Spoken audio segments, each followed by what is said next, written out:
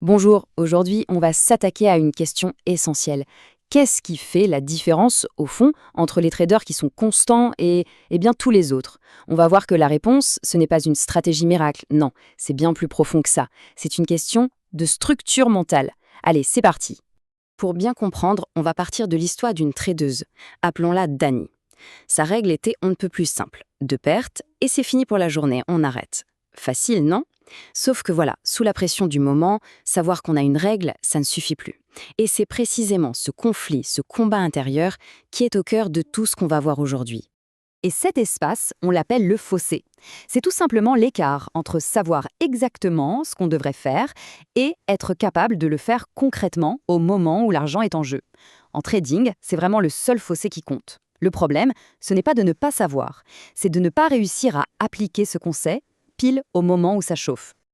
Alors, par où commencer pour combler ce fossé? Eh bien, tout part d'une fondation, d'un changement de perspective quasi philosophique. C'est simple, sans cette base, aucune technique, aucune stratégie ne tiendra la route sur le long terme.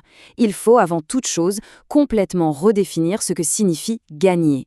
Et cette distinction est absolument fondamentale. Si on juge sa journée uniquement sur gagner ou perdu, on finit par tout mélanger. On ne sait plus ce qui relève de nos compétences et ce qui relève de la chance.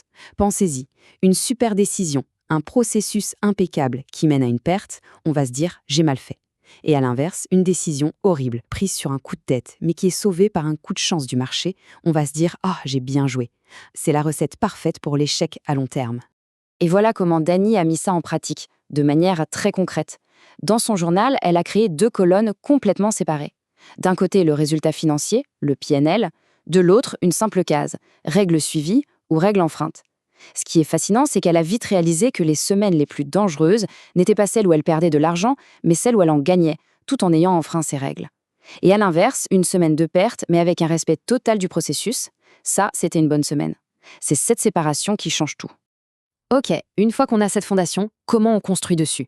Eh bien, il s'agit de bâtir une véritable forteresse. Une forteresse de logique. L'objectif, c'est d'avoir un système tellement solide, tellement clair, qu'il peut tenir bon même au milieu des plus grosses tempêtes émotionnelles du trading en direct. On a tous déjà entendu ou même utilisé ce genre de phrase, pas vrai? Ah, je vais attendre une confirmation, ou là, c'est un niveau clé. Mais concrètement, qu'est-ce que ça veut dire? C'est quoi une confirmation? Qu'est-ce qui rend un niveau clé? Si ce n'est pas écrit noir sur blanc, c'est du flow. L'histoire d'Emma est parfaite pour illustrer ça. En démo, tout allait bien, elle était rentable. Puis en réel, tout s'est effondré. Pourquoi? Parce que son système, c'était juste un feeling, un ressenti. Et le problème avec le ressenti, c'est que l'anxiété du live peut le balayer d'un revers de main. Alors qu'un texte, lui, il ne bouge pas. Parlons maintenant des périodes difficiles, les drawdowns. C'est pas une question de si ça va arriver, mais de quand. C'est une certitude mathématique. Et le savoir dans sa tête, ça ne sert à rien. Il faut s'y préparer concrètement. Ça veut dire connaître 3 chiffres, ses propres chiffres, basés sur ses propres données.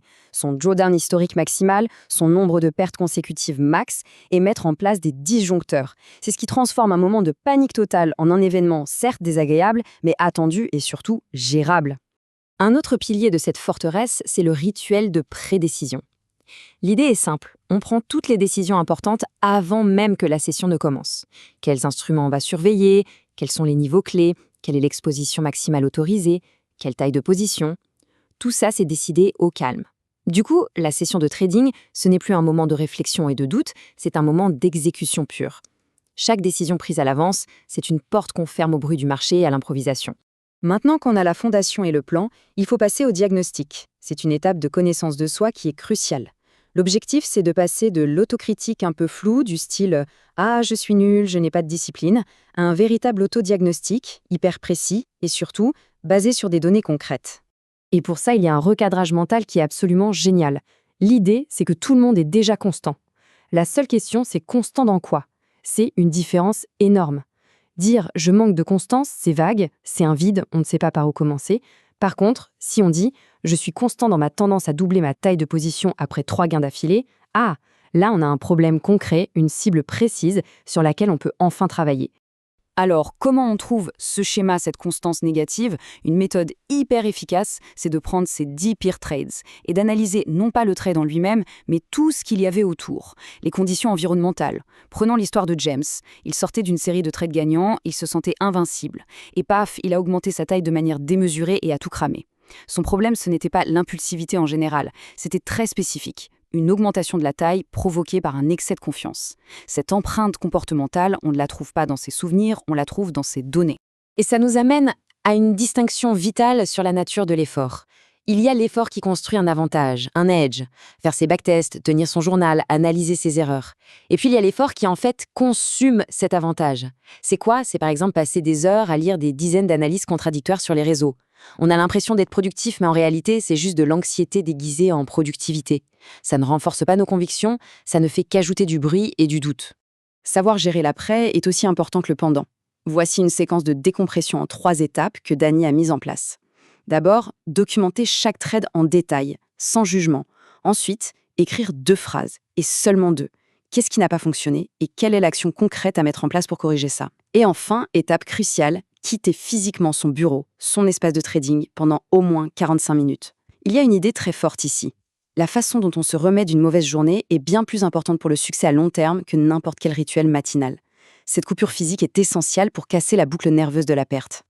Bon, alors si on met tout ça bout à bout, on commence à voir se dessiner le portrait d'un type de trader bien particulier. Le trader constant, le trader inébranlable. Et au cœur de cette transformation, il y a ce changement de définition. L'ancienne définition d'une bonne semaine, c'était « j'ai gagné de l'argent ». La nouvelle définition, c'est « j'ai suivi mon plan à la lettre ». Ça peut paraître simple, mais c'est un changement de paradigme complet. On reprend le contrôle. L'évaluation de soi ne dépend plus d'un facteur externe et totalement aléatoire, le marché, mais d'un facteur interne qu'on maîtrise à 100%, ses propres actions. Et la conséquence de ça, c'est que la signification même d'une perte change du tout au tout. Une perte, ce n'est plus un verdict sur notre valeur, sur notre compétence. Ça devient une simple donnée, une information. Et une information, ça n'a rien de personnel. On peut la noter, l'analyser froidement, l'utiliser pour s'améliorer sans que ça vienne attaquer notre ego ou notre confiance. Toute la charge émotionnelle qui entoure la perte commence alors, petit à petit, à se dissiper. En résumé, tous ces principes, séparer ce qu'on contrôle de ce qu'on ne contrôle pas, écrire son processus, trouver son empreinte, se préparer au pire, décider à l'avance, récupérer intelligemment et se juger sur ses propres critères, ce ne sont pas juste des cases à cocher, ce sont toutes les facettes d'une seule et même chose, une posture psychologique. La vraie constance, au fond, c'est ça.